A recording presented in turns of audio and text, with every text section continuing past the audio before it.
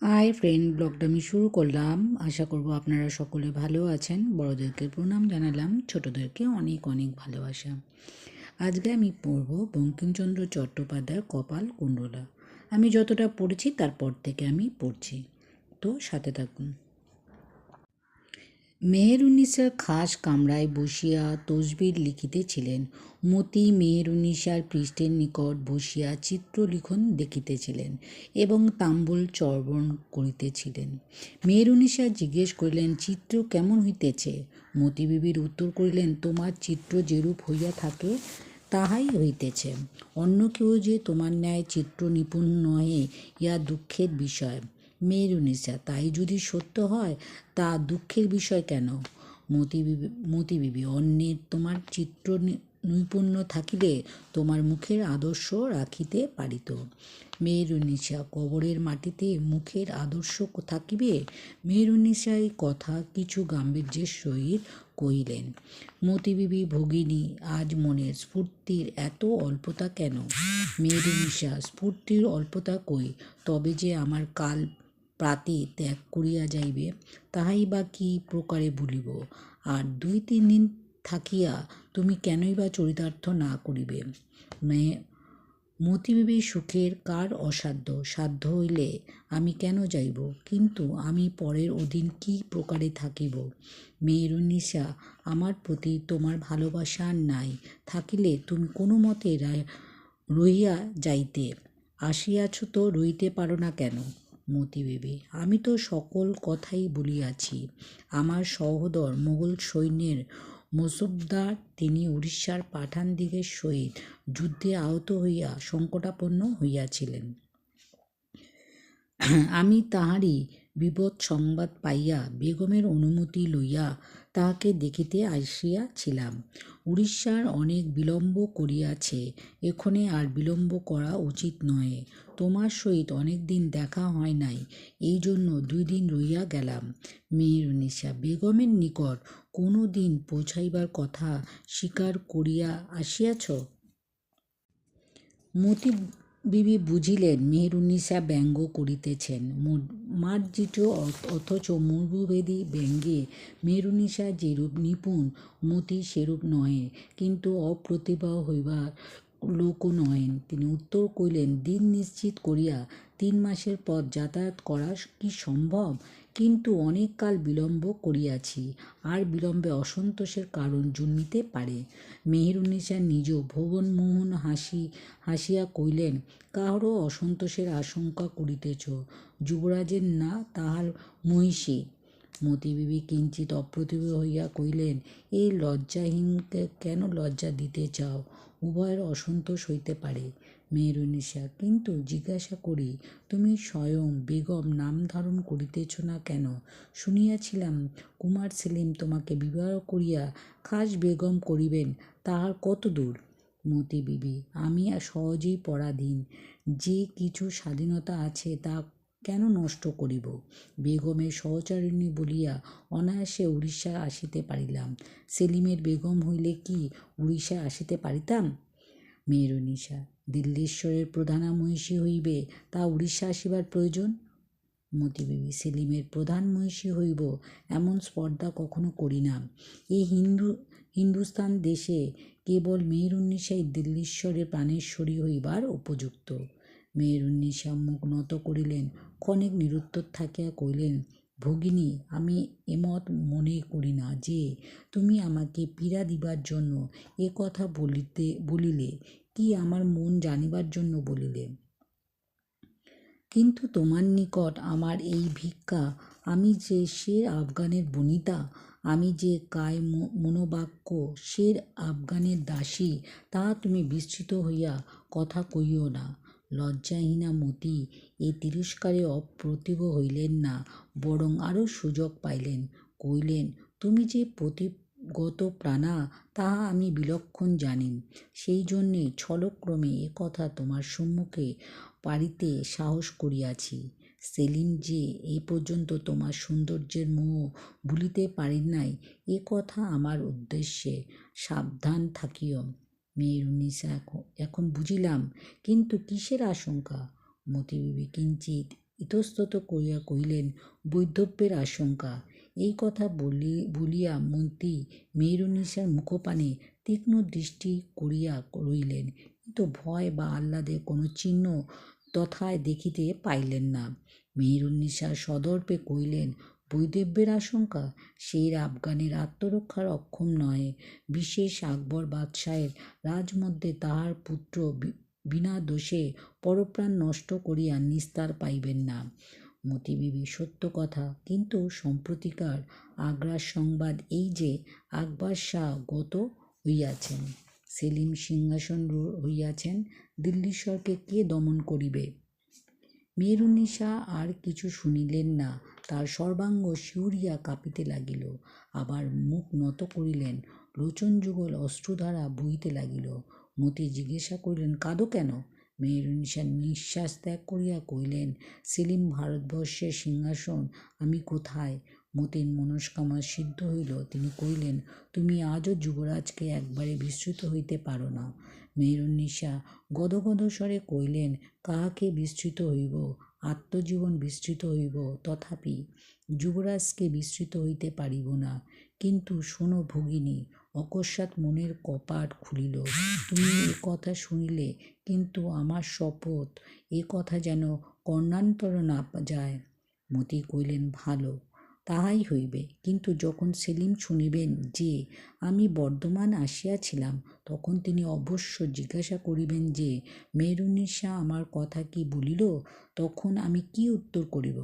মেহেরুন্নিসা কিছুক্ষণ ভাবিয়া কহিলেন, এই কইও যে মেহেরুন্নিসা হৃদয়ের মধ্যে তাহার ধ্যান করিবে, প্রয়োজন হলে তার জন্য আত্মপ্রাণ পর্যন্ত সমর্পণ করিবে, কিন্তু কখনো আপন কুলমান সমর্পণ করিবে না। দাসীর স্বামী জীবিত থাকিতে সে কখনো দিল্লীশ্বরকে মুখ দেখাইবে না।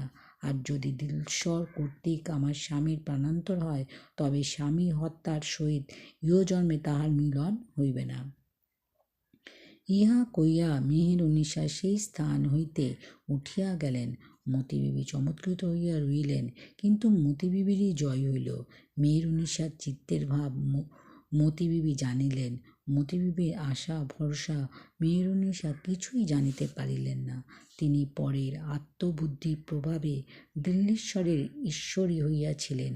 তিনি মতির নিকট পরাজিত হইলেন। ইহার কারণ মেহেরুন্নিসা প্রণয়শালিনী, মতিবিবি স্থলে কেবলমাত্র স্বার্থপরায়ণা।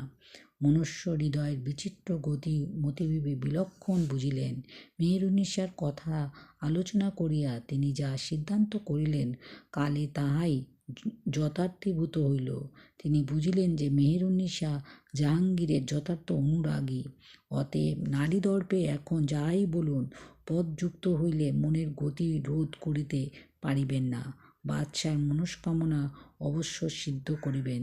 এই সিদ্ধান্তে মতির আশা ভরসা সকলই নির্মূল হইল। কিন্তু তাতে কি মতি নিতান্তই দুঃখিত হইলেন তাহা নয়, বরং ঈষৎ সুখানুভবও হইল। কেন যে এমন অসম্ভব চিত্তপ্রসাদ জন্মিল, তাহা মতি প্রথমে বুঝিতে পারিলেন না। তিনি আগ্রার পথে যাত্রা করিলেন। পথে কয়েকদিন গেল। সেই কয়েকদিন আপন চিত্তভাব বুঝিলেন। মতি আগ্রায় উপনীতা হইলেন, আর তাহার মতি বলিবার আবশ্যক করে না। কয়েকদিনে তার চিত্তবৃত্তি সকল একেবারে পরিবর্তিত হইয়াছিল। জাহাঙ্গীরের গতি তাহার সাক্ষাৎ হইল। জাহাঙ্গীর তাহাকে পূর্ববৎ সমাদর করিয়া তাহার সহোদরের সংবাদ ও পথের কুশল জিজ্ঞাসা করিলেন।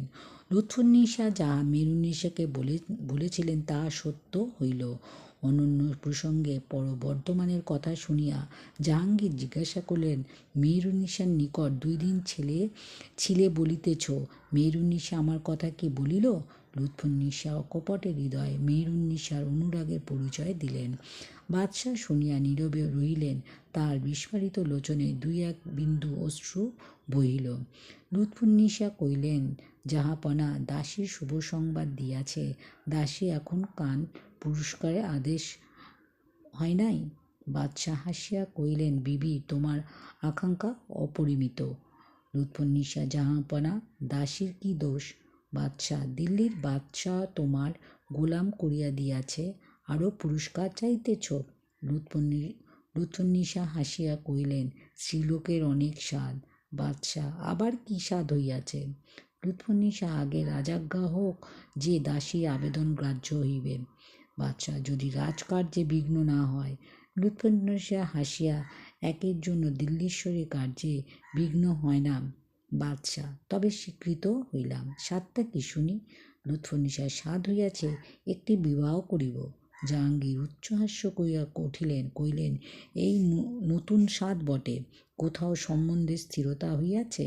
লুৎফুন্নিসা, হইতেছে, কেবল রাজাজ্ঞার অপেক্ষা।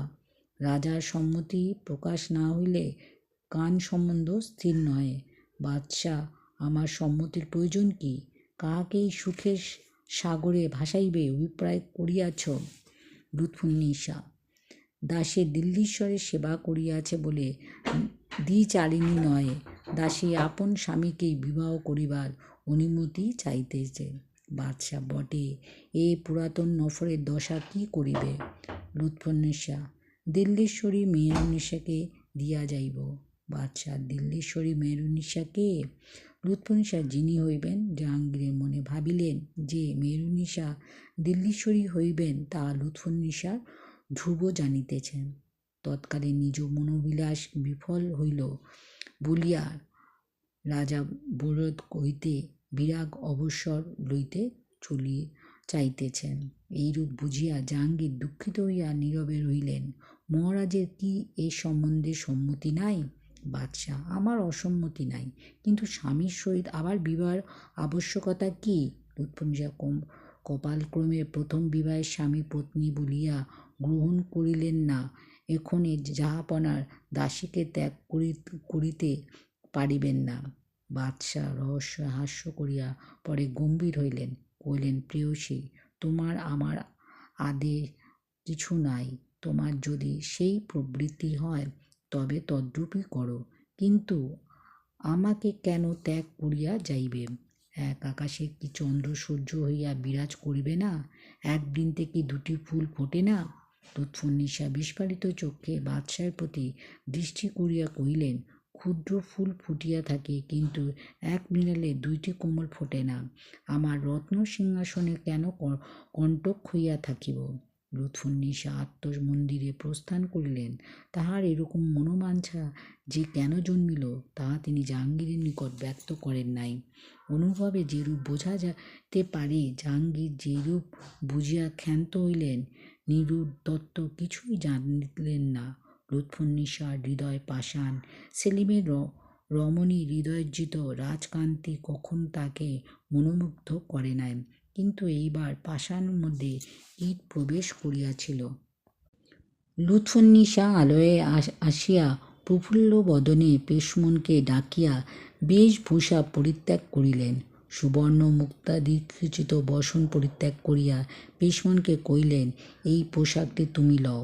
শুনিয়া পেশমন কিছু বিস্ময়াপন্ন হইল। ভিডিওটা ভালো লাগলে লাইক করবেন, শেয়ার করবেন, সাবস্ক্রাইব করবেন, সাথে থাকবেন, পাশে থাকবেন। এতক্ষণ আমার সাথে থাকবার জন্য অনেক অনেক ধন্যবাদ। সবাইকে অনেক অনেক ভালোবাসা।